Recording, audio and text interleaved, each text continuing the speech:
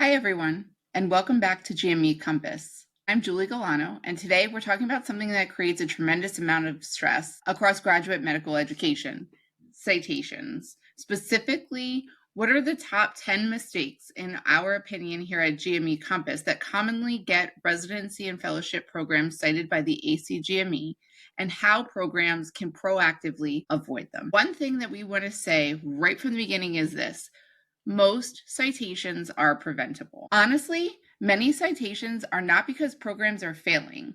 They happen because GME is incredibly complex. It's a very niche and unique system and process that spans across organizations operationally. The way that those complex systems come together can sometimes cause operational breakdowns. Programs are balancing accreditation, education, operations, patient care, faculty engagement, resident well-being, institutional priorities, departmental priorities.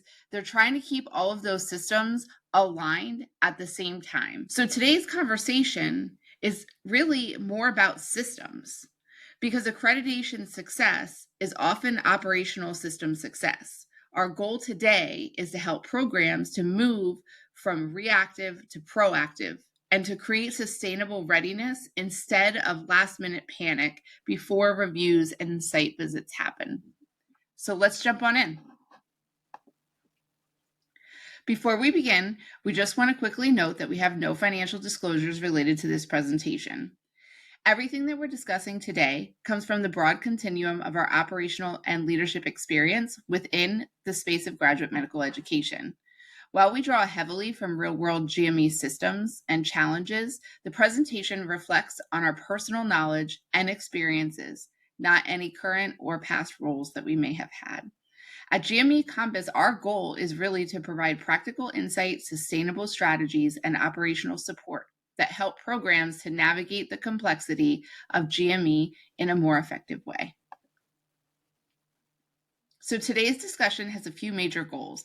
First, we want to help programs better understand that some of the most common operational and accreditation risks can lead to citations.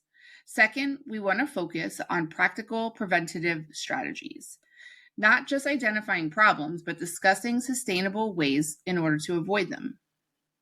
We also want to help programs strengthen readiness and operational preparedness overall. And last, one of the biggest themes throughout this presentation is helping programs to move towards sustainable systems for long-term success instead of reactive crisis management. So why is this important? Citations affect much more than your accreditation status. They can impact your recruitment, your program reputation. We talk so much about the administrative burden, not only on the program coordinator or manager, but the program director and the faculty as well. Overall morale, program trust, and long-term program stability. But they can also create opportunities. Sometimes citations reveal operational weaknesses that programs simply didn't realize had existed. Strong programs don't just survive citations, they learn from them and strengthen the systems because of them. So the first major issue is incomplete or inaccurate web ads data. Web ads is essentially the official operational story of your program. If the information is inconsistent or is outdated, it immediately raises concerns. Common issues include things such as inaccurate faculty FTEs, resident complement discrepancies, missing scholarly activity, outdated faculty appointments. Something that's really important is when you're updating or changing, or if this information is outdated or wrong, leave a note for ACGME in your major changes section.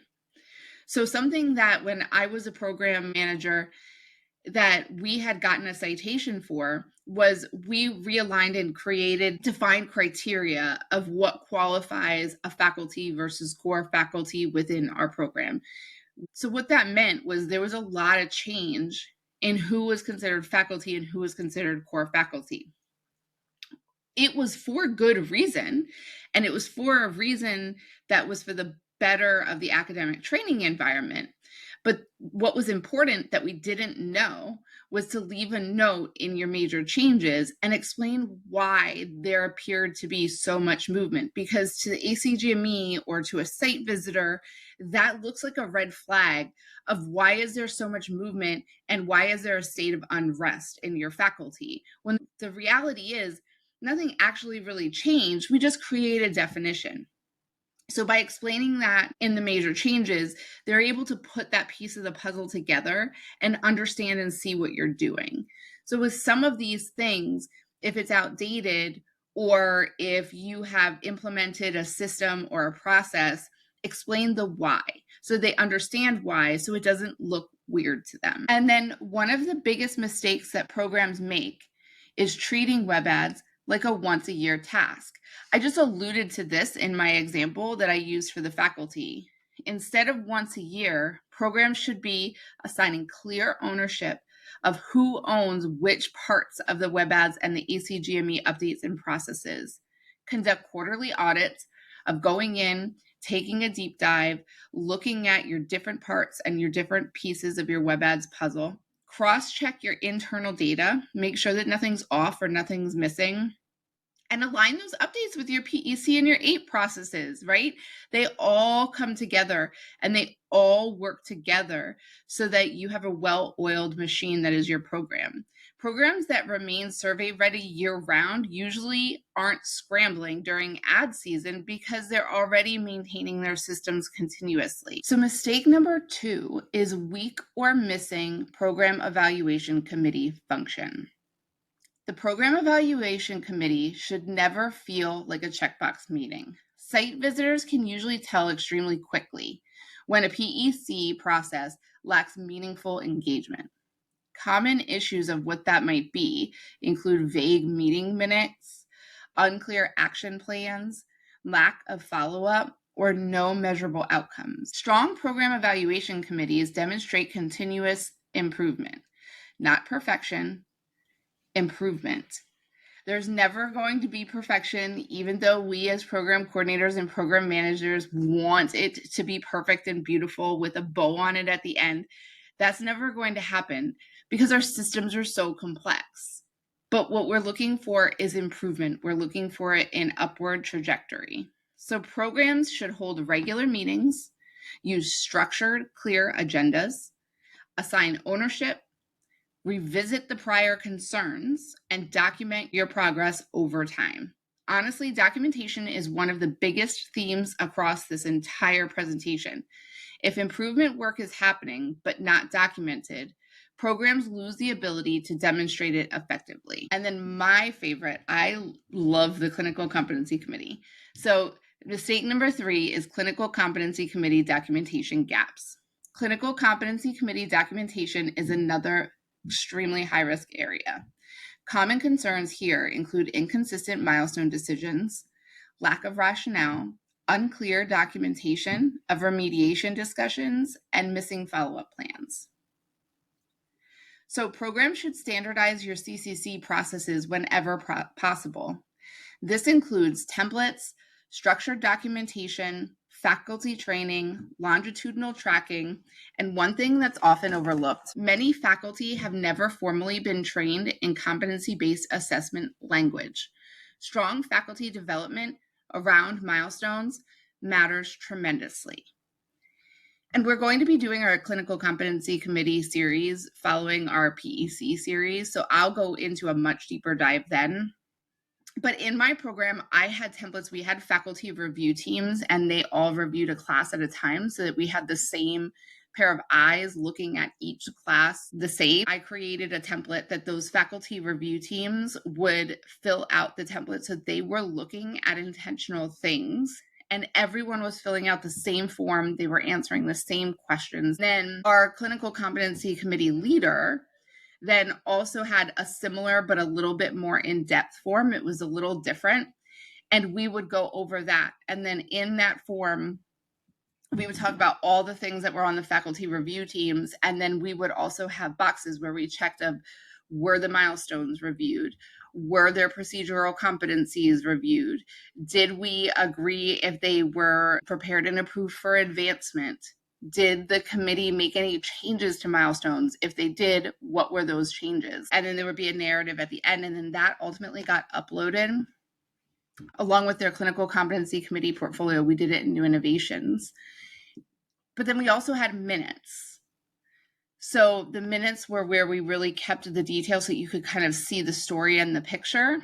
But the reason for these clear documents were, one, it became a rolling document that you could use over time, and two, transparency.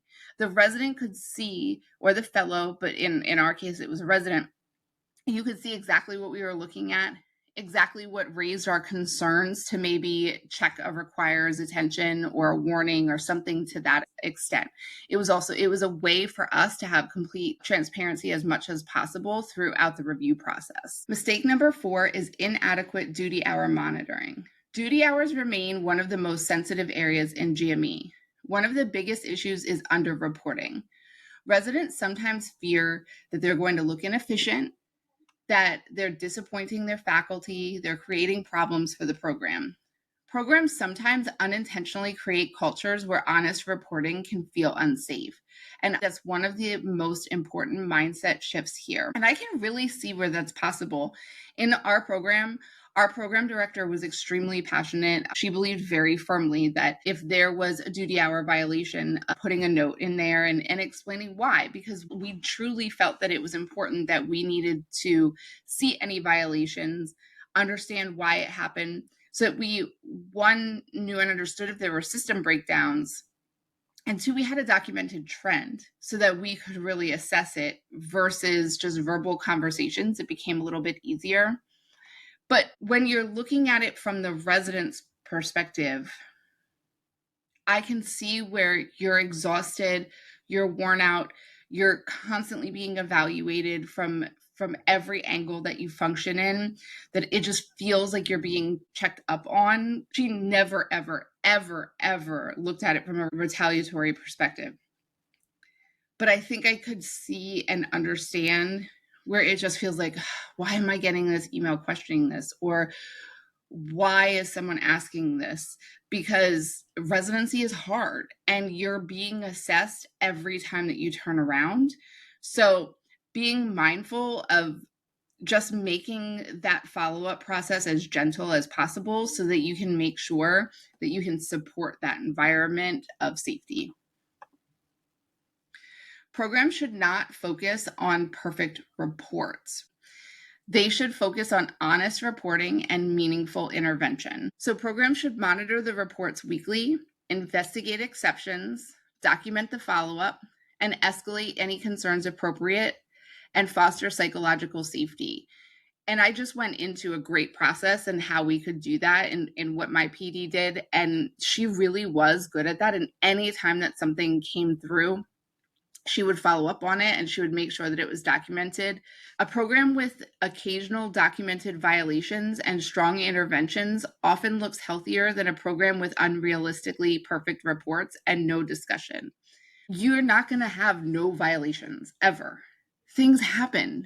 Patient care emergencies happen. I'm from the Northeast. Snowstorms happen, right? Different things happen that you're going to have duty hour violations. It looks more suspicious when everything and everyone is always perfect. It's just making sure that you're documenting and you're following up and you can tell the story. What programs often get wrong. One thing that we really want to pause and emphasize here is that sometimes the issue is not the duty hour violation itself. It's the culture that's surrounding it. Programs often unintentionally frame violations as resident failures instead of systems feedback. And this is really exactly what I was just talking about in the last 2 slides. And when that happens, residents may stop reporting honestly because they're fearing of judgment, retaliation, disappointing the program director. They have a huge amount of respect and they look up to their program leadership team, especially the program director, and they don't want to disappoint them and let them down. Creating extra work for the program, but honest reporting is actually incredibly important. Programs learn so much more from transparent reporting and meaningful intervention than they do from artificially perfect numbers. Psychological safety matters tremendously in GME operations. And that takes us to mistake number 5, missing or poorly documented evaluations. Late evaluations, incomplete evaluations, generic evaluations. This is one of the most operational challenging parts of GME. And I can tell you, probably worse than duty hours, it was the most operationally challenging part of my role. Getting evaluations complete was like an act of God sometimes. But evaluations are critical because they demonstrate assessment, feedback, progression, and educational oversight. Programs should have automated reminders. They should track their completion rates, identify chronic delinquencies, and create accountability systems. And honestly, evaluation management is not just administrative work. This is accreditation work. And I think that, as I had said, this was a massive problem. And we would have conversations with our faculty. We would have conversations at our program evaluation committee. We would have conversations at our APE with our DIO. We would have conversations with our chair. And it just would be like going through the motions. We know, but the numbers have to improve. And what I'm getting at is sometimes you do also need leadership support. We really needed support from our departmental leadership and our VP and our chair to really support that, because the faculty aren't not doing evaluations because they don't want to do evaluations. We were in a community-based hospital and they're exhausted and they're burnt out and they're burning the candle both ends of the stick. So sometimes your program director and your program manager can only do so much. But when your evaluation numbers are below the toilet and it's essentially for years, your program leadership needs help. They need help and they need support. Mistake number 6, lack of individualized learning plans. ILPs are becoming increasingly important across graduate medical education. One major issue is when the plans become too generic or they start to appear more like they're performative. So residents should feel ownership over their individual learning plans.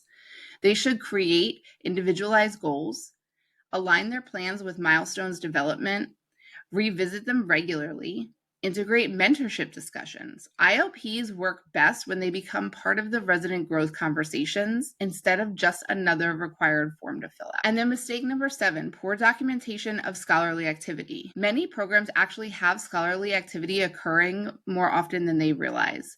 The problem is tracking it. Then ad season arrives and everyone starts to scramble. Programs should be maintaining a centralized tracking system, update it quarterly, clearly define scholarship, encourage multiple forms of academic engagement, and scholarship does not always need to look identical. Programs can often broaden understanding of scholarly contribution while still meeting accreditation expectations. One of the things that we had learned, and this is going back years when it was much different, but originally our scholarly activity was only really filled out based upon publications. And then eventually we had received a citation on it. And that's when we started a system where we would send out a Google form or a Microsoft form or whatever, and we would actually define each section of the scholarly activity update of how it's defined and what criteria is in there as specific and detail oriented, but short at the same time, if that makes sense. So that they're still reading it. And we would send it out regularly to try to capture those things. I would still do my publication search and I would look everything up, but that helped to get the things. What we found that we weren't capturing was the things that count and are happening far more often in a community hospital setting, but are much harder to find, are the things like an interview with the local news channel about a health issue, podcasting, doing local panel discussions, advocacy work, like those types of things were the things that we weren't really capturing. So that was helping us to do that. Mistake number 8 is inadequate faculty development. Faculty development is often deprioritized because everyone's busy. but accreditation expectations evolve continuously. Faculty need ongoing development, not only clinically, but educationally as well as operationally. Programs should provide development around milestones, feedback, evaluation quality, wellness, bias awareness, and accreditation changes. And most importantly, track participation. If it's not documented, it becomes extremely difficult to demonstrate the compliance. And then mistake number 9, non-compliance with your policies and your procedures. Outdated policies are incredibly common. It happens. There are so many things for us to do throughout the academic year, and it's such a cyclical schedule. You blink and you're in the next cycle. And I used to say that we had down periods. Our roles used to kind of be like this. And when you're here, you don't even have any time to breathe, let alone do the administrative cleanup things. But if you just get through up here and stay as efficient and just tread water as much as you can, by the time that you get down here and you have time to breathe, that's when you can focus on things like making sure that you're updating your policy and procedure manual and things like that. What I found is in graduate medical education, these periods are happening less and less. These periods now feel like this. They don't feel like this, but they feel like this, and that makes it harder to pay attention to things just like this. So that's why having an operational system to make sure that you have the ability to review these things on a regular basis, even if you chunk your policies or something so that quarterly you're doing out of your policy and procedure manual, quarterly you do pages 1 to 15, and then the next quarter you do 16 to 30, or whatever it might be that works for you and the way that your policies and procedures are set up. But making sure that there's something consistent in there so that you're paying close attention to them. And then along with that, programs should conduct annual reviews. Maintain version control so that you know when it was last updated, what the changes were. Centralize accessibility, make sure that everyone has access to them. If you have it posted in multiple places, ensure that you have a working checklist so that you know that all of those places are updated when there are updated and new versions. And then educate the residents, and I would argue also the faculty, on where the resources live. Accessibility matters, and policies hidden in disconnected folders do not function effectively. And then finally, mistake number 10, failure to close the loop on program improvement.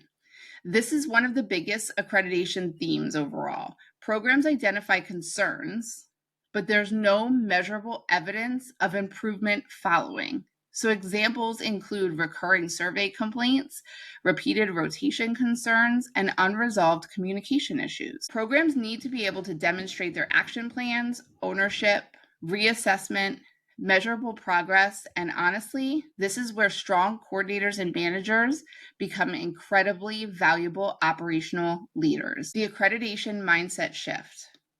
One of the mindset shifts that programs can make is understanding that accreditation is not an event. This is an operational culture. And this is what I struggled with a lot in my role because that's where my education is. It's where my passion is. So that's the way that my brain functions and works. This really is my jam. And trying to get my program to understand that it's always ad season. It's not just ad season during this time of year. It's always CCC season. It's always APE season or PEC season because these things need to be a longitudinal assessment. It shouldn't just be the quick scramble when it's happening. So programs that tend to do the best long-term are not necessarily the programs with the most resources or the biggest teams. They're the programs with the most sustainable systems. They normalize continuous review, continuous improvement, proactive monitoring, and operational consistency. Sustainability matters far, far, far more than perfection. Perfect systems do not exist in graduate medical education, but responsive, organized, transparent systems absolutely can. So questions that your site visitors might ask. Programs should also prepare for the kinds of questions that site visitors commonly ask. They might ask you questions like, how do you track concerns longitudinally? How do residents access your policies? How does the Program Evaluation Committee measure its effectiveness? How are faculty trained on milestones? Programs should not only have the answers, but they should have the systems and the documentation in order to support those answers and show your site visitor. So the GME Program Readiness Score Dashboard. One strategy that we strongly recommend is developing a program readiness dashboard. And this is something that we are uploading and including in our Etsy shop. But this creates a real-time snapshot of operational and accreditation health across the program. So instead of waiting for surveys, annual reviews, or site visits to identify your problems, programs can proactively monitor their risk areas continuously throughout the year. The dashboard can help leadership track compliance trends, documentation gaps, reoccurring operational concerns, and areas that are requiring support. This type of systems tracking is one of the biggest operational shifts that a program can make, because what you're doing is you're moving from a reactive accreditation preparation towards a more continuous readiness infrastructure for your program.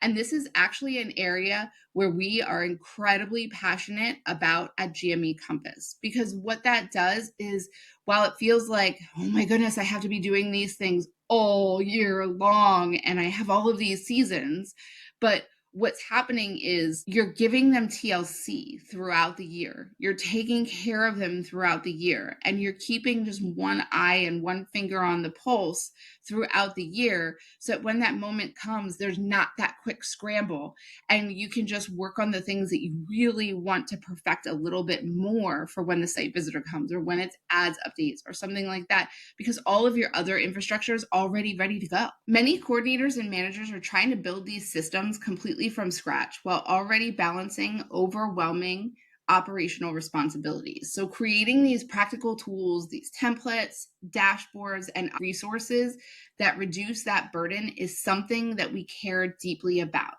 And when you really think about it, we're talking about APE dashboards, and we're talking about ads updates dashboards, and we're talking about PEC dashboards, but these aren't all of these different complex dashboards that you have to create that live in silos. We're talking about a program dashboard, and then these things overlap to these important parts and these important things that happen throughout the year. So some of your program dashboard might be part of your APE data, and it might be part of your PEC data, and it might be part of your ads data. It can live in different spaces, but creating a centralized dashboard, it's ready to go for all of these different pieces of the puzzle. So if dashboards, readiness tracking, compliance organization, operational systems are areas that your program struggles with, definitely check out some of our digital downloads and our toolkits designed that are specifically for GME professionals. And we are constantly adding more as we're getting them redesigned, and we're improving them even better than they already are. We have more going up all of the time. Or reach out to any one of us on how we can help you. One thing that we encourage programs to do, though, is score operational categories consistently over time, not to create fear or punishment, but to identify trends early. So for example, if evaluation completion rates suddenly begin dropping, or faculty development participation is decreasing, or policy review timelines are slipping, those become early warning indicators before they become larger accreditation concerns. So this also helps leadership to prioritize operational support and resource allocation in a more strategic way. The scoring model itself does not need to be complicated. The goal is more so visibility. Programs can categorize operational areas into low, moderate, or high risk. And even simple color coding systems can dramatically improve leadership oversight and communication. This is also where standardized templates and operational tools become incredibly valuable. One of the things that we've recognized within GME is that many professionals spend enormous amounts of time reinventing processes that could be streamlined through better infrastructure and shared resources, which is exactly what I was just speaking to. That's one of the reasons that we've started building downloadable dashboards, templates, tracking system, and tools kits throughout GME Compass, to help programs create sustainable systems without always having to start from zero. Tips for your program readiness, a few final readiness tips. Keep documentation organized year-round, conduct mock site visits, train residents and faculty regularly, maintain accessible systems, hold constant leadership meetings. Survey readiness should not begin a month before a site visit. It should become a part of the daily operational culture. One of the biggest themes throughout this entire presentation is that systems prevent citations. Not panic, not perfection, not scrambling 6 weeks before a site visit. Strong systems create consistency, accountability, visibility, sustainability, and operational clarity. Let me say that again. Strong systems create consistency, accountability, visibility, sustainability, and operational clarity. Things like dashboards, SOPs, recurring leadership reviews, audit systems, and deadline calendars. They all help programs create infrastructure that supports long-term success instead of reactive crisis management. And if all of this feels overwhelming, one thing that we want to emphasize is that programs do not need to fix everything overnight. Sometimes the biggest improvements start with one small operational win. That might be just auditing one high-risk process, centralizing one tracking system, or creating one leadership review meeting. This is going to feel incredibly overwhelming as you start to implement it. But it's like I tell my kids when they're trying to wrap their heads around something or something feels scary or intimidating or overwhelming or like the pressure is too much, is how do you eat an elephant? One bite at a time, right? So just start with one thing. Small operational movements compound over time, and sustainable systems are almost always built incrementally. We also really want to normalize something that's really important here. Even excellent programs receive citations. A citation does not automatically mean that a program is failing. What matters most is responsiveness, transparency, engagement, and continuous improvement. Strong programs acknowledge their concerns. They address them very honestly, and they build stronger systems because of them. So as we wrap up today, the biggest takeaway that we hope to leave with are that most citations are preventable, documentation is critical, operational consistency is more sustainable than perfection, and ultimately systems create sustainability. One of the biggest leadership shifts in GME is moving from reactive management to proactive infrastructure. Sometimes citations become opportunities to identify exactly where stronger operational systems were needed all along. I was told very early in my career, never waste a good citation. When you get that citation, you feel personal because you care, right? They hurt and they sting, especially the first ones or the ones when it's something that you've really been tackling and you've just not gotten there. But sometimes the teeth behind those citations are exactly what you need to start advocating for those purposes. So thank you so much for joining us in today's conversation. We truly hope that this discussion helped to make accreditation readiness feel a little bit less overwhelming and a little bit more manageable. At GME Compass, one of the biggest goals is helping coordinators, managers, and program leaders to feel supported, connected, and operationally empowered. If this video was helpful, please like and please subscribe to our channel. Follow us on Instagram as well as LinkedIn, and check out our digital downloads, templates, dashboards, and toolkit resources designed specifically for GME professionals that are navigating these exact operational challenges. And we'd love to hear from you in the comments. What accreditation challenge creates the most stress in your program right now? Again, thank you for being here. We'll see you in the next video. Bye, everyone.